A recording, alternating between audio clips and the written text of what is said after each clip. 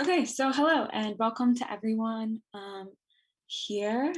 This is the Story of Plastic film screening and panel discussion. I ask that everyone keep off their cameras and mute themselves while we're doing this presentation. I'm Annie Deely. I am the community organizer for Protect PT, and Protect PT sits on traditional Osage land. So for today, excuse me. Our agenda for today is I'm going to give a short introduction on Protect PT and our work. Then we'll start the Story of Plastic screening. There will be an intermission, and the panel discussion will start at 1 p.m. Then, if you can stick around for a couple of minutes, we'll have a short update from Safety 7 Citizens Legal Action.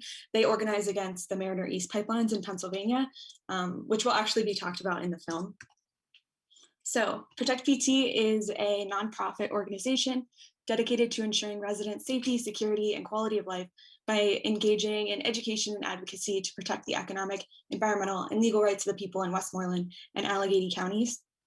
Since starting as a group of neighbors working together to protect their neighborhood in Penn Township and Trafford from fracking in 2014, Protect PT has grown to be a community-based organization with lots of staff, volunteers, and members. Now I'm going to go over some of the work that we do as Protect PT. But it's important to understand that we work in two spheres, right? So one is Protect PT and one is Promote PT. I use these two terms interchangeably because we are the same organization. Protect PT deals with environmental advocacy around unconventional natural gas drilling or fracking, and Promote PT is about building what is next once health, environment, and safety risks are dealt with. This sphere works towards a sustainable, regenerative, and communal future. And plastics, the plastics issues, fall within the overlap between these two spheres of our organization with its connection to fossil fuels, and also in the understanding that development in plastic alternatives and investment in plastic alternatives can build a more sustainable future. So we have lots of initiatives that we work on.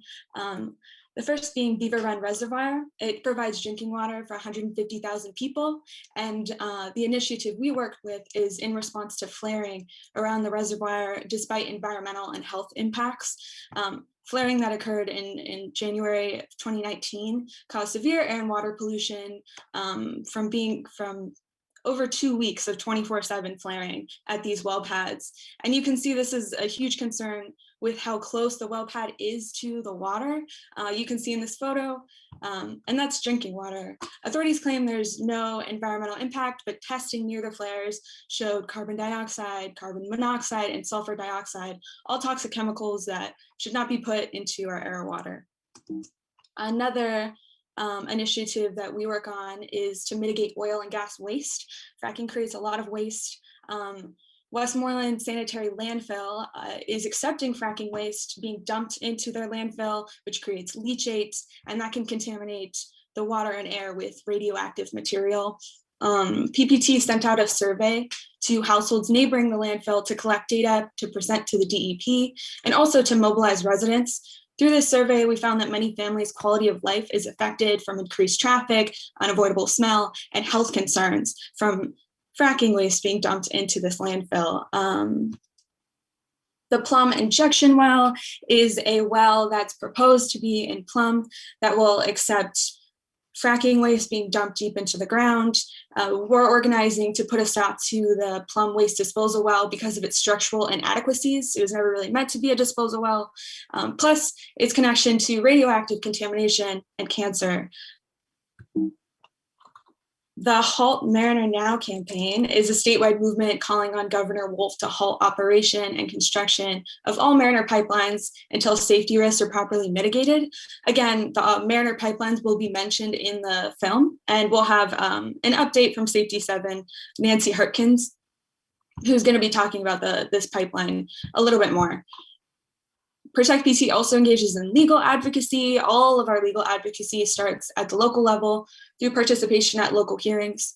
One example of legal advocacy that is going to take place later this year is Protect PT will have oral argument before the PA Supreme Court in regards to the Metis and Deia well pads that are proposed to be in Penn Township in Westmoreland County. These well pads will be the 10th and 11th well pads to be permitted in Penn Township if they're created. Okay, so on the other side of our programming, we have Protect PT, or Promote PT, excuse me. And one of our Promote PT programs is team building for climate action, which actually starts on Monday. So if you know any youth that would want to be involved in this program, it's a youth program that aims to amplify voices of youth and provide support and training to affect change. Groups of 3rd to 8th graders will be teamed up with high schoolers to develop comprehensive plans with achievable steps for environment-related projects. There's prize incentives at measurable milestones and lots of opportunity for youth to hone leadership, communication, and organizing skills. And again, we're starting this program on Monday. So if you know any youth that would want to be involved, please send them their way. Okay, Reimagine, Turtle Creek. Is actually the initiative at Protect PT that I work most closely with. It is a multi-organizational initiative for sustainable community and economic development. We host programs every first Monday to educate community and organize current projects which address key issues identified by participants in the Turtle Creek watershed. Examples of these projects include a backyard gardening program to provide healthy organic produce to low-income families, and a podcast on regenerative health and wellness. Our next program is March 1st, and everyone is welcome to come. We're going to be talking about how to compost in your backyard at home. Lastly, Protect PT regularly hosts workshops, trainings, and programs for community education on environmental advocacy, mobilization, and sustainability. If you're interested in any of the things I just talked about, please learn more at protectpt.org. You can volunteer, there's letters to sign. You can also donate monthly to become a member. This is our staff. We're a small but mighty team. And I heard Annie Dealey is actually a really great person to reach out to from the grapevine. So you can also support us by buying our merchandise. I peppered some of these illustrations that show the artistic renderings of the work that we do. They make great gifts and they directly support our work. So now, the story of plastic. We're so excited to be able to show this very informative documentary to everyone. I thank everyone who joined and asked really thoughtful questions in the registration. Our panel starts at 1 p.m. So we have Stiv Wilson, who is the executive producer of the film, Dr. Patty DeMarco, who is on Forest Hills Bureau Council, is a Chatham professor, and is a regional plastics diversion advocate, and Annie Peterson, who works for Earthworks and has done lots of work in trying to fight the petrochemical build out in our tri-state area here in southwestern PA. So don't forget to join our panel at 1 p.m. and let's start the film. But I want to say to the folks who are joining us right now on Zoom, we will be streaming this film on YouTube Live. So this is the link to join and watch the movie with us. But I'll see everyone back here at 1 p.m. Okay, hello and welcome to everyone. This is the Story of Plastics panel discussion. You can see our panelists are here. We're very excited to have them. I'm Annie Dealey, the organizer for Promote PT, which occupies Osage land. With a looming future of increased plastic production and consequently pollution, we're here to contextualize how key organizers are collaborating to shed light on and mobilize for this issue. This is especially important in southwestern PA, which is subject to the next petrochemical corridor due to a booming natural gas and fracking industry. For this panel today, I'm going to introduce our panelists, and then we'll open up discussion with our audience questions and some questions that we have at Promote PT. And I want to thank everyone who submitted a question in your registration form. They were very thought-provoking.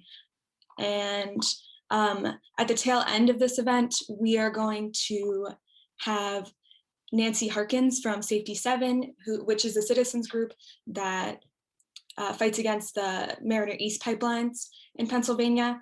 She's going to give a quick update. So before we get started, I want to ask a question of the audience. Now that you've watched the film, what's the first word that comes to mind when thinking about this issue? And what's your one-word reaction to the story of plastic? So if you want to share that in the chat. For this event, we're going to keep everyone muted except for our panelists. So while everyone's answering my question in the chat with your one word, I'm going to introduce our panelists. Patricia M. DeMarco is a native of Pittsburgh, PA, with a doctorate in biology from the University of Pittsburgh. She's a Rachel Carson Scholar and holds an appointment as a senior scholar at Chatham University. Patty is the Vice President of the Forest Hill Bureau Council, sits as secretary on the Board of Trustees at Phipps Conservatory, and is on the boards of the Battle of Homestead Foundation and the Allegheny Land Trust. Steve Wilson is the co-director of Peak Plastic Foundation and the creator and executive producer of The Story of Plastic. Steve Wilson is an award-winning activist, filmmaker, and educator who is working to use the story of plastics to support the first comprehensive plastics legislation in federal Congress, the Break Free from Plastic Pollution Act. He resides in Olympia, Washington. Anais Peterson is based on occupied Osage land in Pittsburgh, Pennsylvania. Anais graduated from the University of Pittsburgh in 2020 and is the petrochemicals and infrastructure organizer at Earthworks. Anais has worked on fossil fuel extraction issues and divestment in Appalachia and across the United States with groups such as People Over Petro Coalition and Divest Ed. I asked that our panelists are mindful of the time that they're taking. We have lots of questions to get to, but I'll open with our first question, which is, how does your work relate to plastic and mitigating environmental and climate issues that come from plastic production, usage, or waste? So whoever wants to start.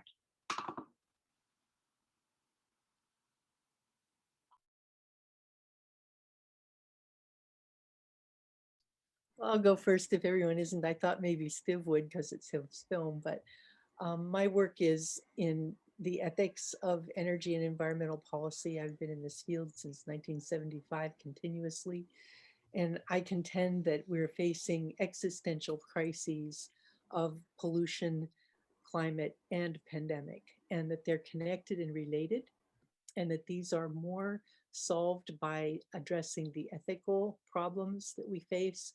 They are not technology problems. They are problems that are solvable within our means, but we need to have the moral fortitude to recognize the injustice of the way we're using materials and to recognize the moral commitment we have to the next generation to solve this problem timely now. I can jump in here. It's a complicated question, but I would say that my work tries to leverage intersectional storytelling to really depict the system as it is and the people who experience harm, and also the perspectives of those most harms, their leadership and their solutions from the bottom up. And so one of the comments I think was from Diane earlier, it's up in the chat, about the film showing that the need for systemic change. And I agree. I think one of the things we also need to do is really understand the system better as advocates and understand the people in the system. And so it's our theory at Peak Plastic Foundation that if we look at all the drivers of this kind of pollution, which is poverty, systemic racism, gerrymandering affecting our electorate, that all these combined together, well, also the economics of the oil and gas industry. If we hit at each one of these touch points and work to solve voter suppression, work to solve fossil fuel subsidies, what we continually do is are pushing back on the margins that these companies make to try and make them unprofitable. So I appreciate Patricia's comment about the moral fortitude. I also think there's an amoral fortitude that is a good tactic in this fight, and that's the pure economics of this. We've been told for decades about jobs that the oil and gas industry creates, and it's actually pretty bankrupt. If you look historically, where these massive infrastructures have been built out, we can see actually a decline in economic benefit to the vast majority of the communities, and then left with a legacy of pollution, and then being left on the hook to clean it up. So ultimately, our theory, just to restate, is we really want to show the system as it is and the people who are fighting on the front lines, and amplify those perspectives to leadership in the issue, so that we actually have a very diverse coalition of leadership fighting the problem and setting the policy, rather than just a few privileged folks with blind spots into other parts of the system.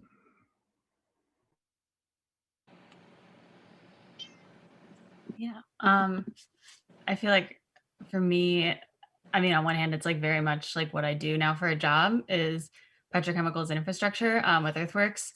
And through that, I'm primarily focused on what's happening in the Gulf and Permian. So working with folks like Yvette, like Dan Wilson, who you saw in the film. And right now, really focusing on what's happening in Louisiana, in St. James, where Formosa is trying to build yet another petrochemical complex in a community, a historical Black community that's already completely overburdened by just so many different types of petrochemical, fossil fuel, different terrible plants. So I can drop a link for folks who are interested in supporting that. Yeah, as far as St. James. But beyond that, and like beyond paid organizing work, I think for me in doing petrochemical and like fossil fuel extraction work, where I really try and focus is, like Stiv said, systemically and even outside of the kind of options we're given is like we can make individual consumers choices, or like we can focus on changing the minds of our politicians. And for me, it's like, how do we move outside either of those alternatives that we're given and really create our own communities and power and build on the ground rather than relying on anyone else to do it for us.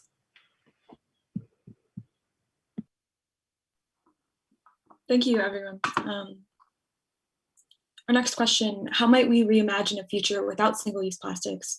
What kind of policies and systems might we implement, both in our communities and on a wider scale, to help us get there?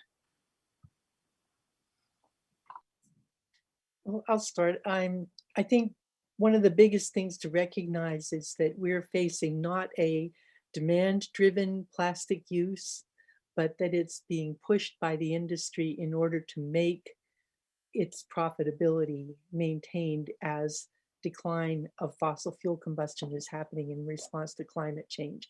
So once you recognize that that is the situation, it's really important to look at the nature of the problem, which is that we're creating material that are going from fossil raw material to trash as rapidly as possible. And we've placed the burden of recovering the waste on the consumers. So there are two things you can do. First of all, you can reverse the burden so that it becomes the manufacturer's responsibility to take back or to reimagine or to reflect the actual costs that they're imposing by making a non-biodegradable product that has many toxic components all along its production cycle. Those costs should not be subsidized and hidden. They should be made explicit and fully reflect the social and environmental damage that they entail, and have those costs firmly on the burden of the manufacturers. Second, you have to recognize that when you look at risk from an industrial activity, it's a combination of the inherent hazard and the amount of exposure. We have been doing our regulations by trying to limit the amount of exposure to various pollutants, usually one element at a time, whereas people actually experience them altogether, multiple exposures at a time. So the burden should be to make things that have an inherently less hazardous component, so that you're making things that are biodegradable, that are not toxic, that don't poison people, and that are amenable to either reuse, repurposing, or that become reclaimable through biological processes. And I think we need to also look at changing the basic regulatory framework, not only to externalize the costs that are hidden, but also to value the precaution in protecting our life support system, fresh air, clean water, fertile ground, and the biodiversity of species that support the web of life. Those things do not count the same way that profits to corporations count. And until we're able to fully capture the value of not poisoning the oceans and not completely inundating the land with stuff that doesn't biodegrade, it's going to be very difficult to drive in a different direction. Fortunately, these are man-made laws and they can be changed. And as simple a thing as getting a national bottle bill would help a lot. The resistance against this is momentous. We only have a half a dozen states that have bottle bills. We need to look at making an effort to put the value system in place that says reduce the hazard, allocate the costs appropriately, and stop poisoning everybody.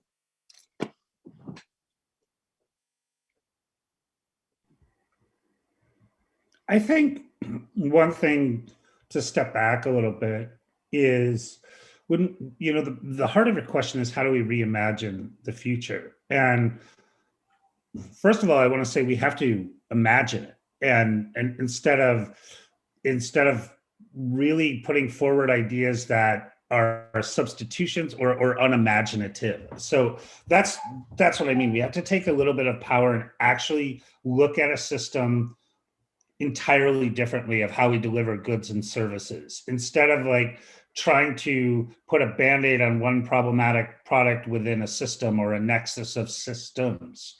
And so what I mean is, like, when you get to downstream policy and you're lobbying a bill in a state legislature, the legislators typically say, well, what is the readily available alternative if you're going to ban this? And I say that's the wrong question to ask. The question to ask is, what is the new system we need to usher in that is not predicated on disposability and harm and toxics and those sort of things? So we have to, I think, as activists and advocates, it's our job to reignite the conversation around what is just, what is fair, what is non-polluting, and base policy on that, and not settle for incremental policy framed in a narrative that the industry likes. So when we ban plastic bags, for example, it's characterized as government overreach, or it is, you know, seen as anti-democratic, or these sort of things. We're falling into a narrative trap that is being set by corporate lobbyists because we're playing a game based on the parameters and rules of the game being set by them. So the first thing is to have the discipline and the imagination to actually bring forth a new bold system. And I think where we run into trouble is the way nonprofits work, the way grant cycles work. You need to, if you're a policy group, you have to show that you're passing policy. Well, we've been passing policies for decades that, I mean, we have the Clean Air Act, we have the Clean Water Act.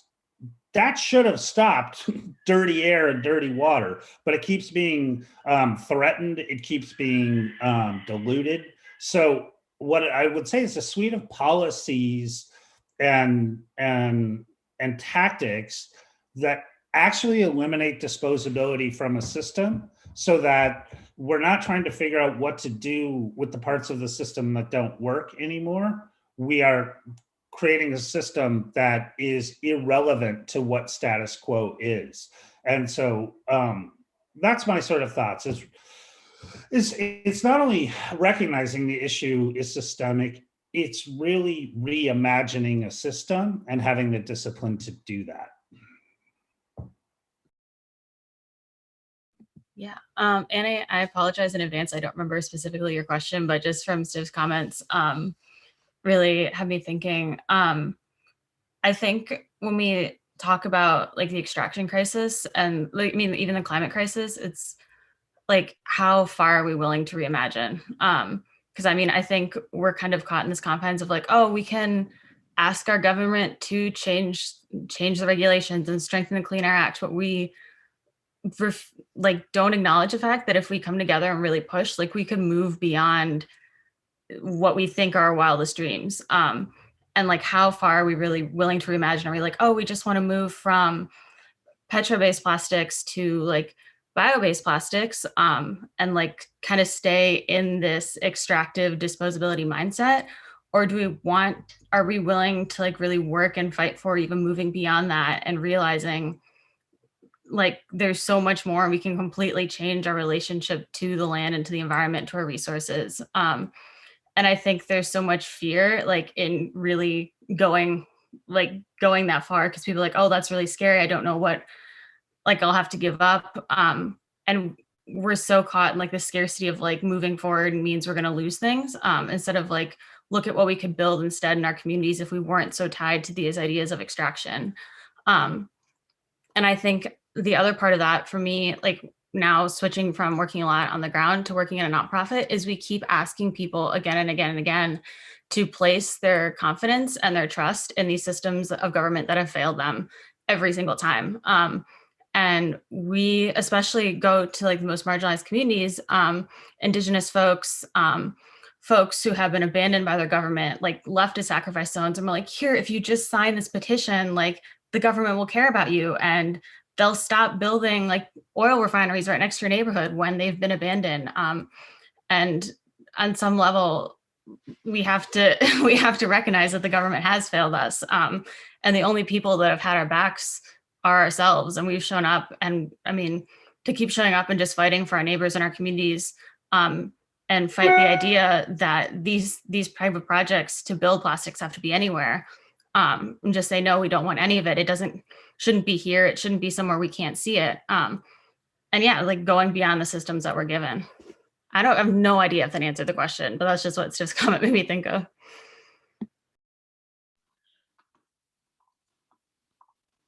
No problem. That was a great answer.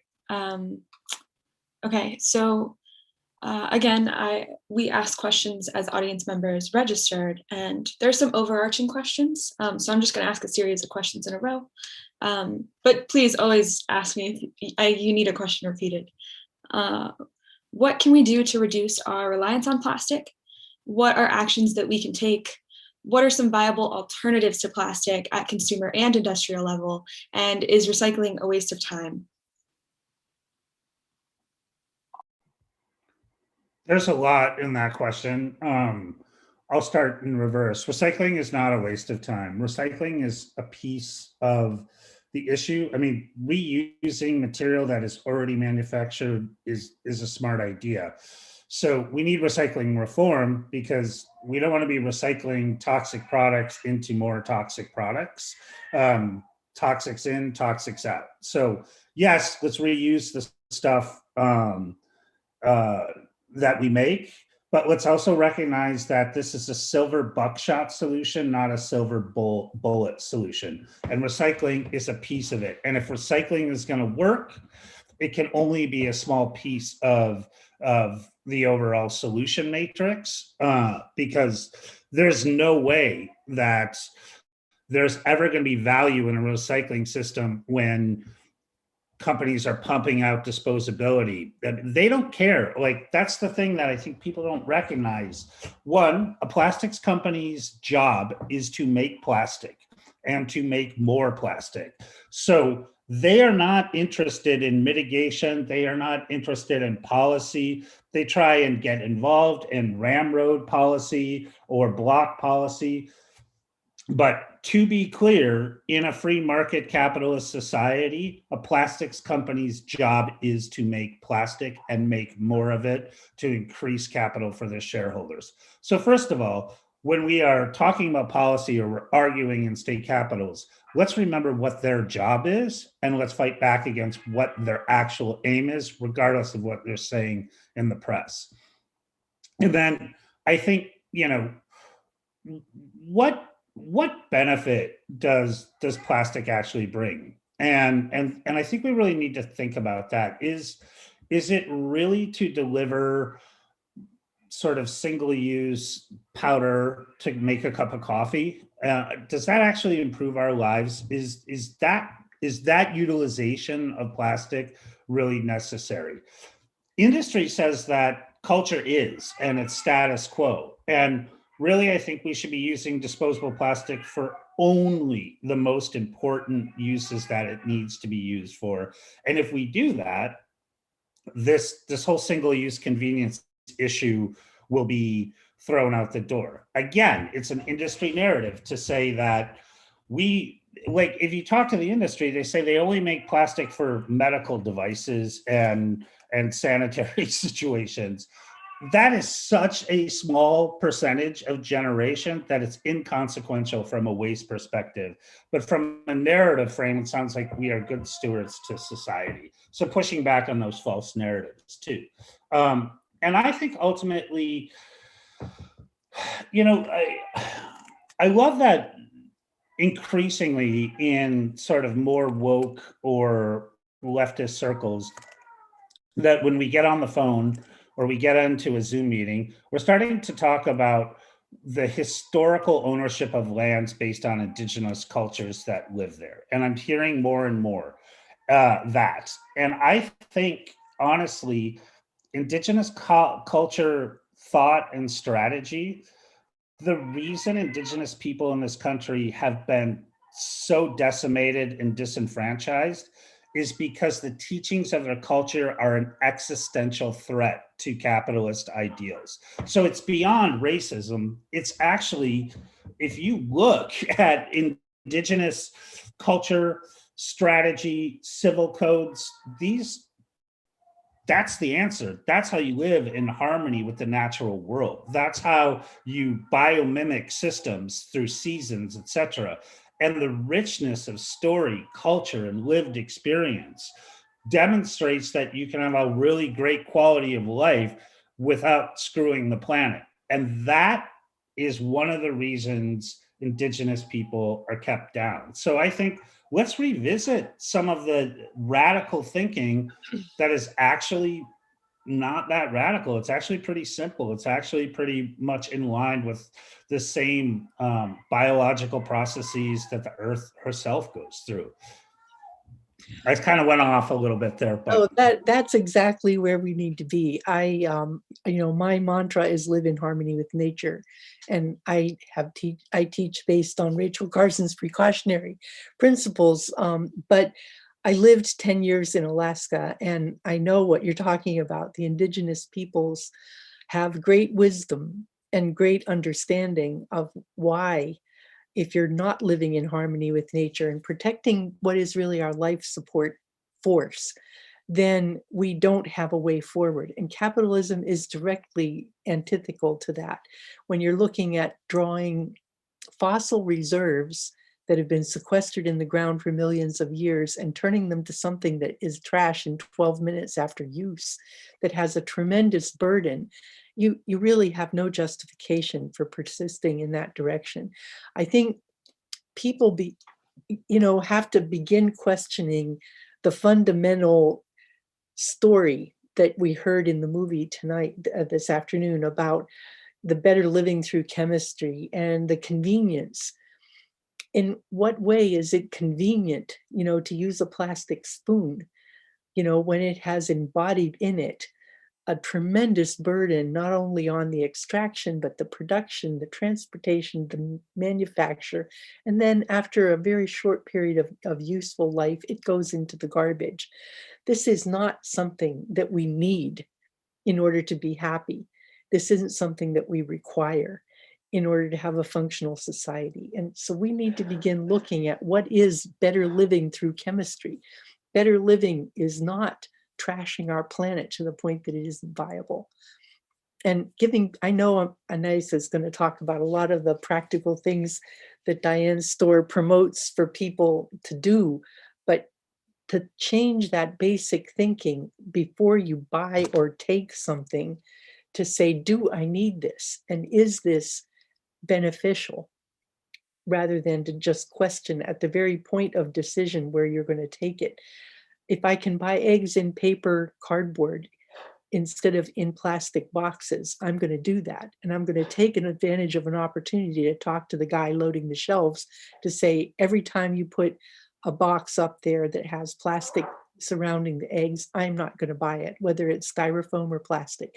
And I make sure that everyone around me knows that when I'm making that point of decision. I mean, take those teachable moments and make it okay to say no to this stuff. I actually was not going to talk about Okay. those. I can definitely, but definitely my mom is here. If you want to drop your links, Mom, and have people check out, because yeah. And I mean, just to quickly talk about the alternatives, I think what's really great in thinking, or what's important about when thinking about alternatives, is not like I have to buy this thing, like, because I don't already have it. It's like, here's the alternatives. Maybe I don't necessarily have to buy it because I already have like a bunch of Tupperware in my cupboard at home. Like, and if you don't, then purchasing it and using it and integrating it into your routine is great. But if you already have it, I mean, part of this crisis is consumerism. But that being said, if you're looking for alternatives, check out Our Children on Earth. Quick plug. It's right below me downstairs in my house. But what I'm thinking about with alternatives, what I think about a lot and have thought about through my fossil fuel divestment work, is it's not just like the alternatives, but actually breaking the systems of power. Because for me, it's not at all exciting to see these fossil fuel corporations all of a sudden investing in renewable and like clean, well, actually clean, like solar energy, because they still are holding the power and are still, they're still massively exploiting workers, not letting the workers unionize, underpaying, exploiting communities for minerals and resources. And it's really not that's not the just transition. It's not really bringing us any sort of climate justice, because what's most important in climate justice is the justice piece. So for me, in thinking about fossil fuel and plastic alternatives, it's the alternatives that are coming from the ground up, the ones that already exist within our communities and are finally given the resources to flourish and develop. So like Steve talked about with Indigenous knowledge, folks in Texas with Society of Native Nations are, they're doing these workshops for families during COVID for them to make their own reusable like bowls and plates out of clay and taking them home and incorporating those into their lives instead of using the disposables that are clogging up the Gulf Coast. And I think when we think about like Indigenous knowledge and ways of life, what's most important for me is the understanding that they're not using the land, they're in relationship and caring for it. And we've come to this point where we're like, we're going to use the land and the resources, and maybe we'll be in better relationship with it, but we're using it for our consumption. Whereas how can we be better caretakers of the resources that have essentially been shared with us that are not ours to just exploit and take?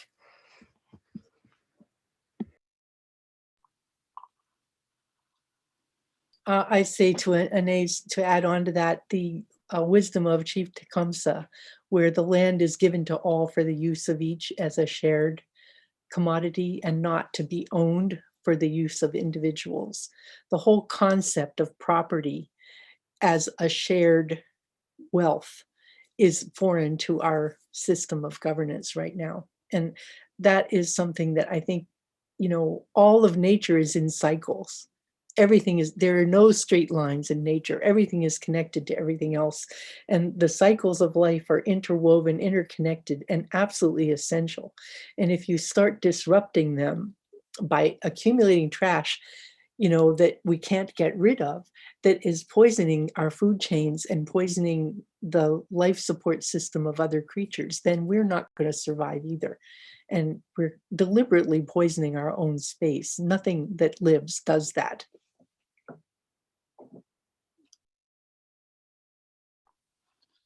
In continuation of this conversation, and one that was started by the film, which is that plastics is a human rights and environmental justice issue, one of our audience members asked, Prem asked, in what ways can we make sure we don't recreate these systems of oppression in our green alternatives? Even if we shift away from plastics and invest in renewables instead of fossil fuels, how do we make sure that a few capitalists at the top don't just profit while communities are exploited?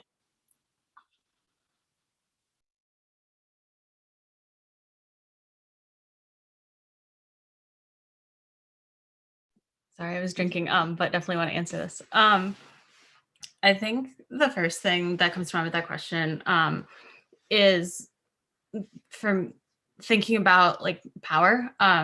And so much for me of petrochemical development is ignoring community agency and going against the consent and the wishes both of, of the community that's there now occupying the land and also the indigenous peoples of the land, and thinking about not reproducing these same systems of harm in our work moving forward.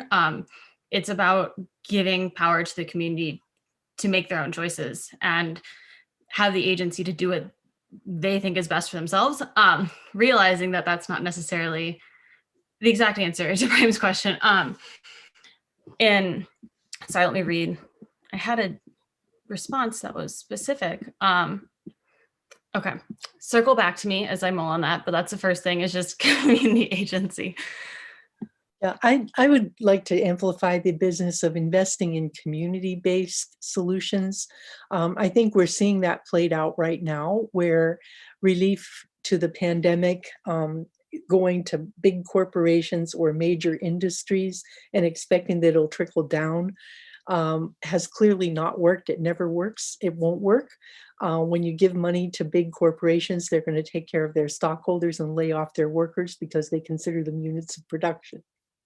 If you instead look at putting public funds into building public capacity at the community level and investing in communities to expand what they see as their potential, then you can end up with local development of things like RIDC Park in Braddock, or places where communities have decided to refurbish and regenerate their own spaces by taking down buildings that are derelict and making green spaces and open place and making those areas for gardening and community-centered activity. You can invest in communities. People know what they would like to have around them. They know what they want.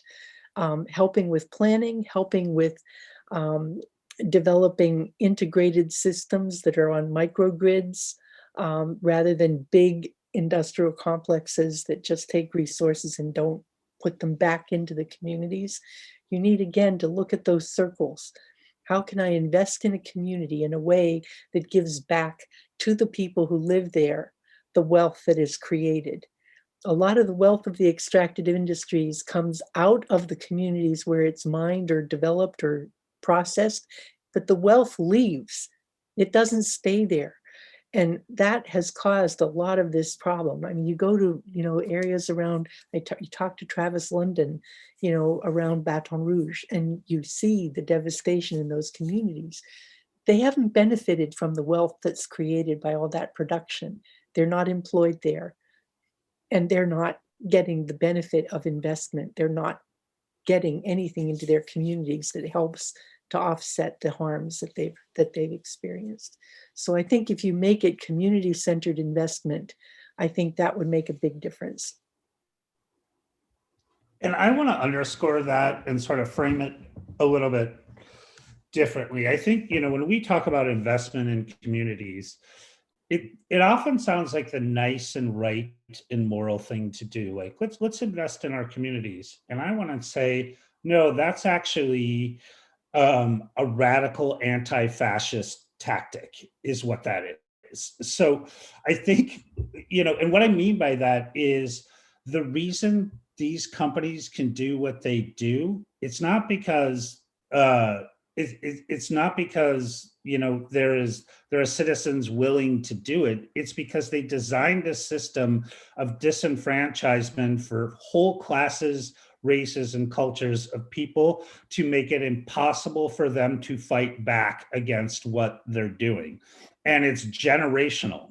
And so, you know, when you look at the Cancer Alley corridor between Baton Rouge and New Orleans, and you look at the socioeconomics of the people living along that corridor, Patricia's right. They haven't benefited from any of those 100 plus plants in that corridor. But the reason they're cited there too is because they can't fight back against them. So, you know, what sounds like sort of like almost like a quaint idea is like invest on the local level, and you know, that's what these companies fear the most, is a resilient, strong community that can stand up for itself. And so I say, yeah, invest in communities. And I'm heartened by sort of, we'll see how it plays out. But the overtures from the Biden administration right now are the most significantly democratic I have seen in a generation. And the fact that he wants to deploy $400 billion to environmental justice communities, and is putting an environmental justice czar in the federal Energy Regulatory Commission and FERC. Like, these are pretty substantial steps that, if allowed, you know, to actually manifest power, could create some substantive change. And I feel that Kamala and Biden are some of the most democratic, valued legislators we've seen in high office in a long time.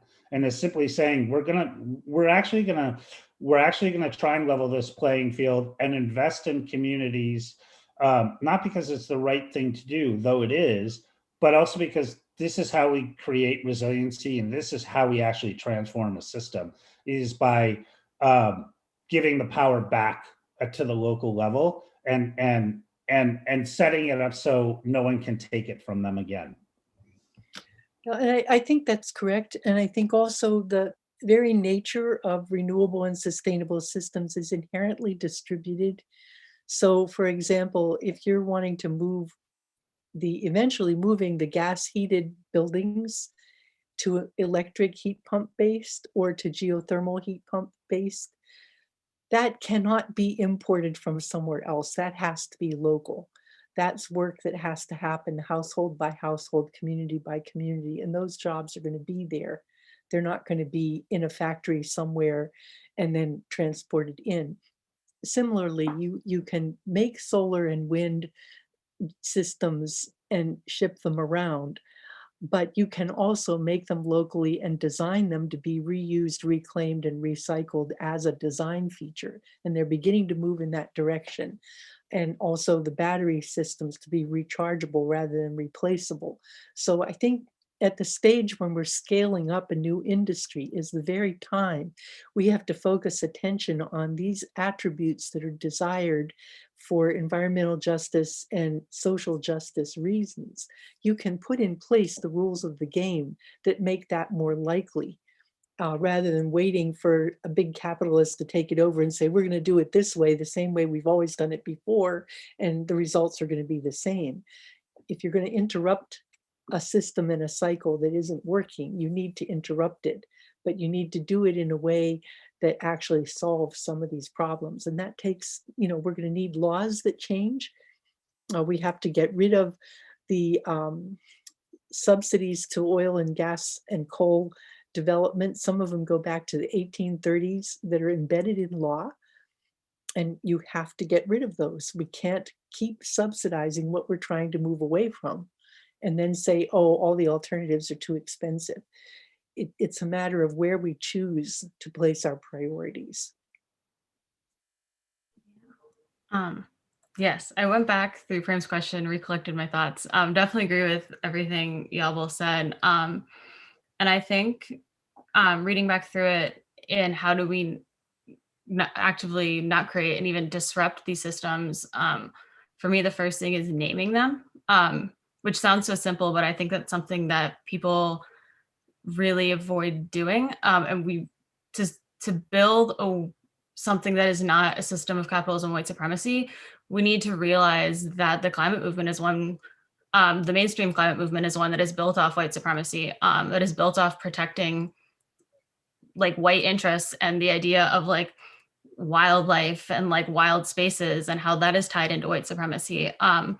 And realizing how even the nonprofit industrial complex is tied into capitalism, and to name those things and realize that these are drivers of the crisis, is one step in moving beyond them. But I think, I mean, I'm being aware of how they show up constantly in the work that we're doing. But I think in the shift from extractive industries to renewable energy, like so many people have said, there's a guarantee that we're going to transition. There's not a guarantee that is going to be just. And we're already seeing how this quote unquote just transition is still impacting indigenous communities through mineral mining. Like we can't just act like if we don't see it here and we're not fracking or drilling, that it's not still recreating the same sort of extractivism and colonialism that we've seen time and time again. And so, I mean, so when we see these companies, just like I said before, going from we're drilling oil to we're building solar panels, they're still exploiting some community. The very fundamental business model is pay your workers as little as possible, treat the earth as terrible as possible, and make as much profit as you can. And I mean, no matter what these corporations are doing, that's their business model. And so it's not exciting to see them just shift from fracking to solar. What would be exciting is to break them up and have them pay climate reparations and have communities be in control of their own power and energy and making those decisions. I think the other thing too, to combine this question with the question of what can be like substantial real steps you can tell people, I don't necessarily always think it's a good framing to say like, what solutions can you tell me right now? Because we're still building them. And that's what's so exciting is we're still, while we're actively deconstructing the systems of harm we see right now, we are also at the same time dreaming and imagining and building the ones to come. And so building resilient communities is not just like having everyone immediately stop using all plastic products, but maybe it's going out and meeting your neighbors and building power within your communities and building those relationships that allow you to continue building resilient people on the ground so that you are able to challenge the fossil fuel regime.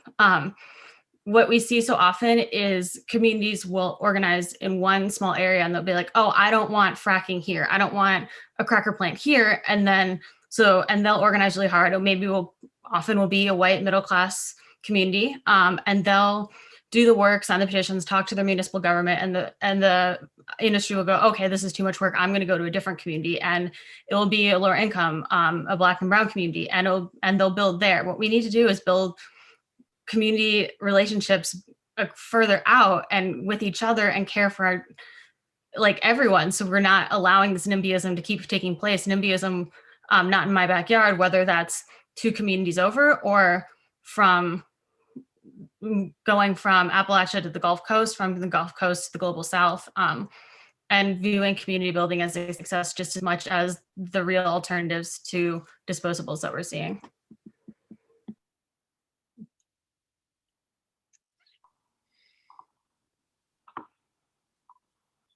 Thank you for your responses. I'm going to shift gears a little bit and ask another audience question from Chris B.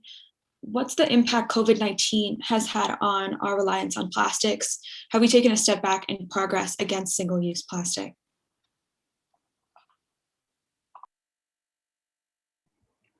I mean, I'm not sure that we've necessarily taken a step back. I think,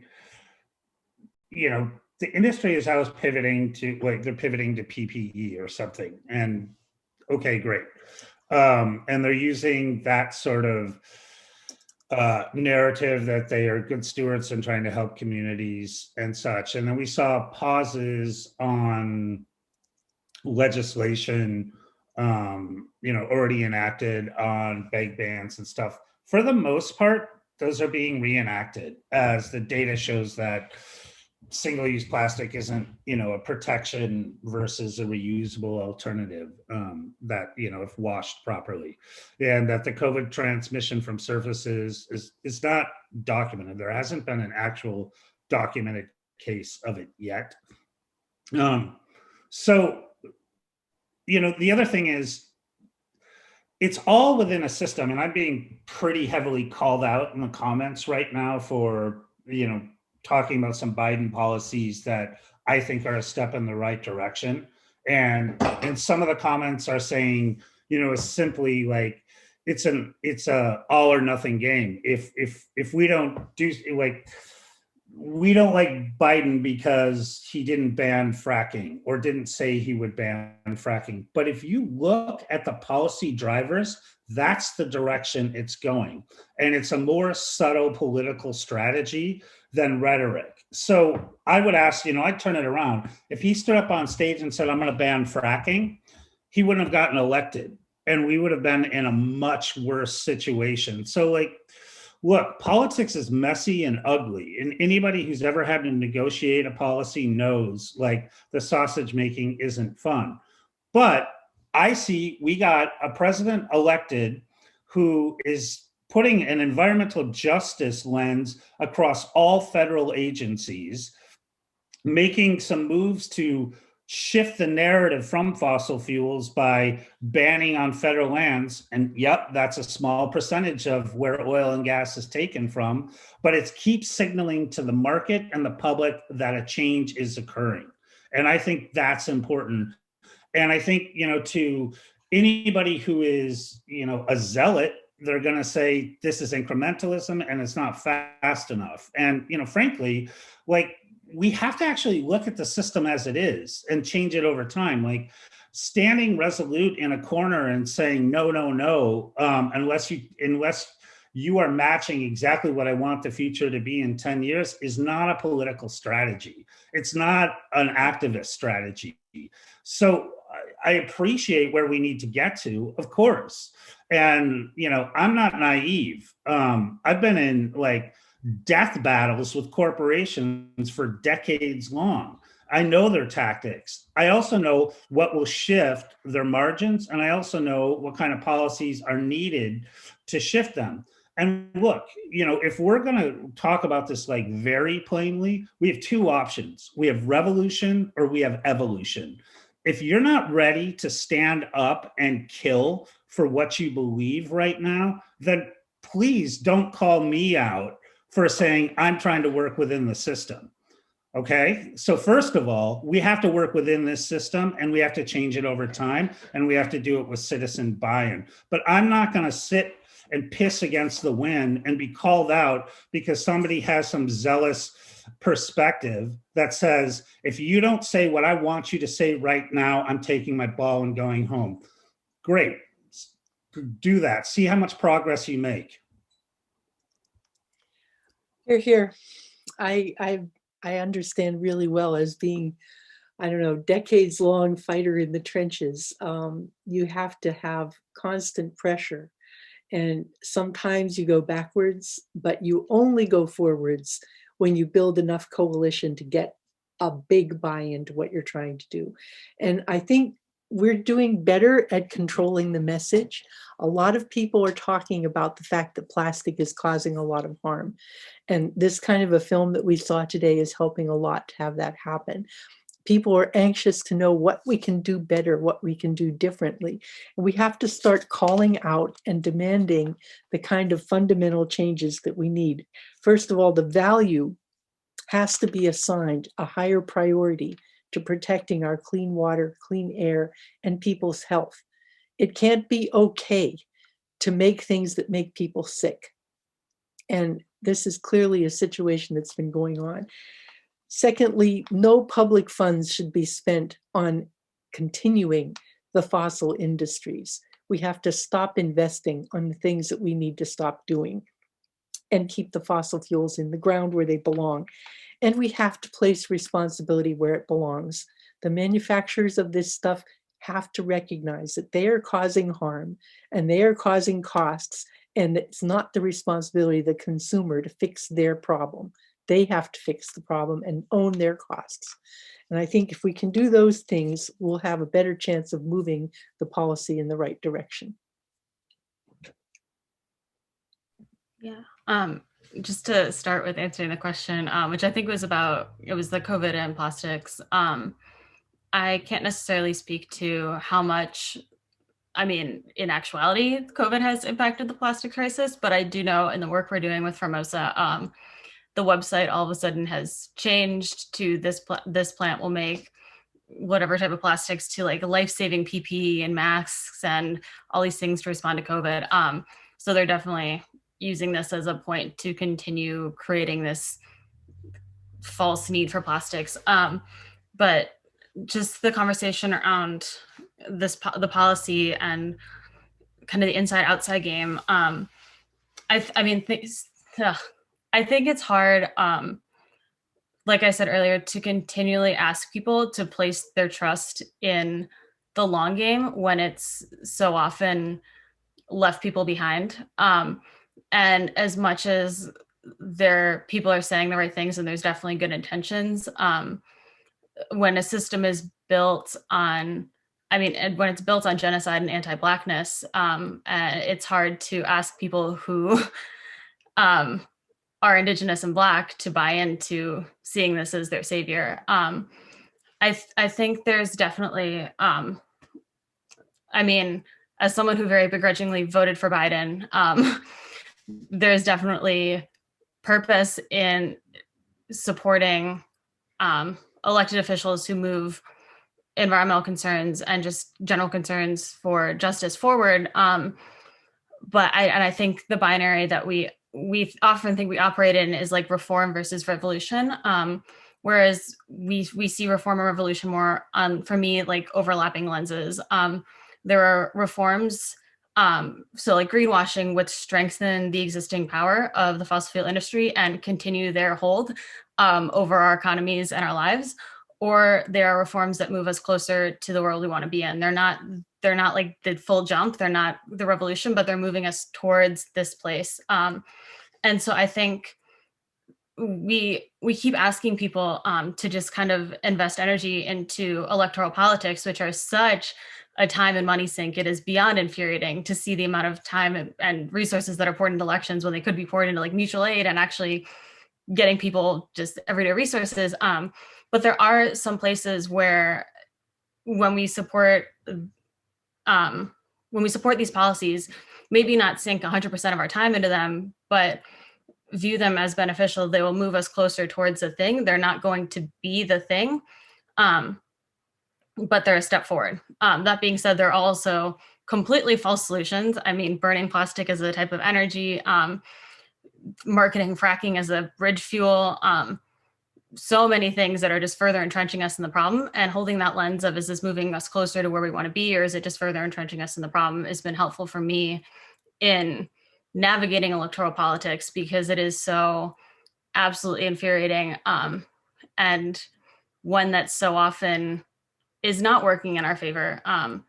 And I think I have holding so much respect both for the people who continue to come back and work in elections, even though it takes so much time and money and energy, and saying that's how they want to make change. That's great. And also holding so much respect for people who have just been shunned by electoral politics time and time again, and being like, you don't want to invest time in that? I understand, because this system is absolutely not working for you.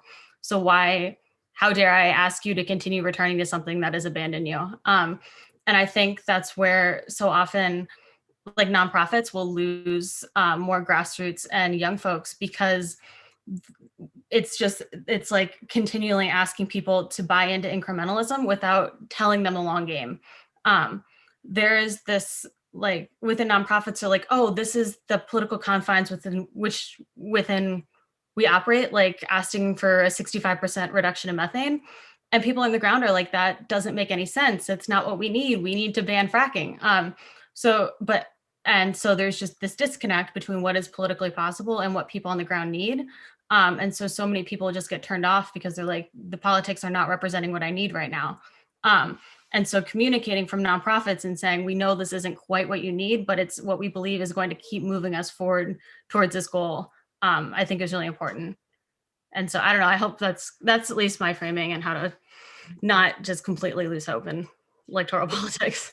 I really appreciate your saying that, because it's really frustrating to be able to visualize where we need to be and what we need to do to get there, and recognize that for 72 million people in this country, the system is not working at all. And so to say to those people, you just have to be patient and we'll get around to helping you eventually, and the system will help you out because it'll eventually trickle down, that isn't going to happen. And so we need to be clear about why the change is necessary, and we need to be clear about how people can find on-ramps to get into the new system and help create it. And I would encourage you to look at the blueprint for Reimagine Appalachia. It really is working toward a new economy that'll work for all of us. And it's a ground up type of an effort. And it's such a disorganized coalition because there's so many people in it. It's really frustrating because I just get frustrated with the process. But I think it has some really very significant attributes that are showing potential for real jobs and real justice and inclusion as well. So I'd like to add something, and I think it's probably apt for this discussion.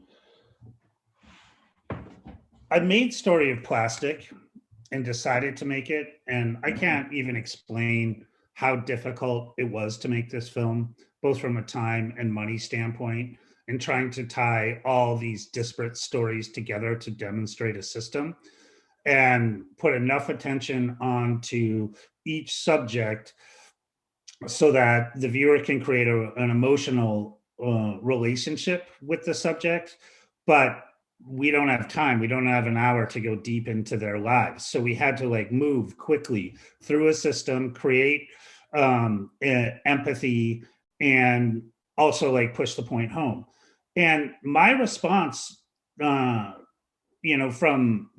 working in the system and frustration working within the system was essentially, we're not even talking about the drivers of this problem.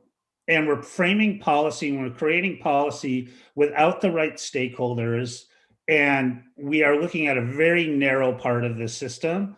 And we're expecting that this policy is going to be transformative. The reason I made Story of Plastic is so we had a baseline of understanding of what the entire system looks like and how we can actually be speaking about reality as it is to inform policy and build local leadership, in marginalized communities. And I get it. I'm frustrated as hell. And there are there are people who interpret the entire system based on their lived experience living next to a place that is polluting and the frustration they have with their elected officials that won't do anything, and that they feel, disenfranchised and without power to change the system. That's absolutely, bang your head against the wall, kind of frustration. But it's gonna take a long time to disentangle this, and I want to go as fast as humanly possible, but tactically and strategically, I don't see that like line in the sand sort of thinking is going to get us to where we need to go. So I really appreciate Anice's framing, and that's how I try to look at it too.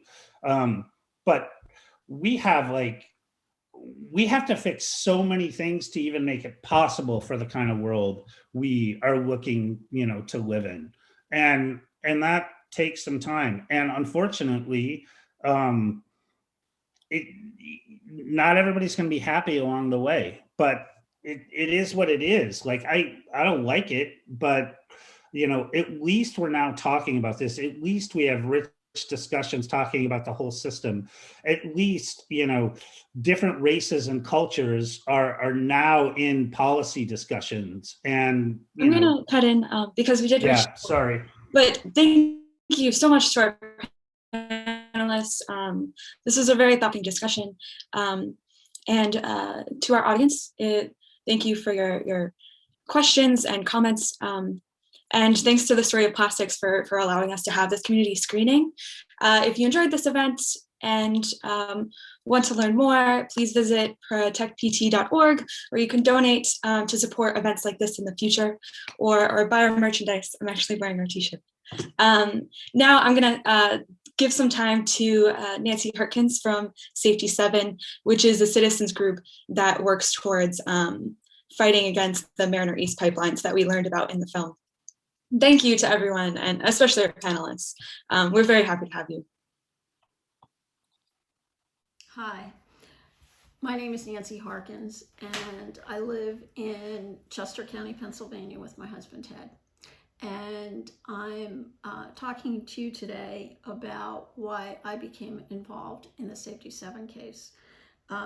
If you're watching this video, you probably already know a little bit about our case versus Sunoco before the Pennsylvania Public Utility Commission. I first found out about the project in 2015 when Ted and I went to a public meeting. And that's where we were stunned to find out about the nature of the products that were going to be in the pipeline.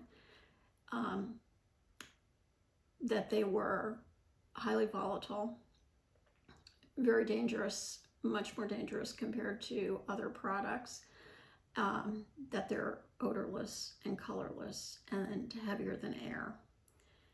We learned that there's very little regulation that prevents these pipelines from being located very close to people's houses. And what little regulation there is seldom enforced. And we also learned that eminent domain, the company can use eminent domain if anyone wants to resist having the pipeline on their property. The company can take them to court and the company will win. And people will be forced to have these pipelines just mere feet from their bedroom and going under their children's swing set. And this has literally happened in this state. Probably the most stunning thing that we learned was the guidance that Sunoco and the rest of the industry gives to the public, that in the event of an accident, that you should leave the area on foot for half a mile uphill and upwind. They don't tell you how you're to know that there's a leak at night, when you're in your home, when you're sleeping, or in bad weather. You also can't use a cell phone or drive a car. Obviously, this is not a workable plan. And this should be enough to demonstrate that this is an extremely bad idea. When I learned of this, I just became outraged and learned as much as I could about the project and what our alternatives were. Went to a lot of meetings, talked to a lot of legislators, talked to the governor's staff, and to no avail. In 2018, I had the opportunity to become involved in the case, and I felt that it was something that I could do that potentially could make a difference in our community. And that's why I'm a member of the Safety 7. Thank you.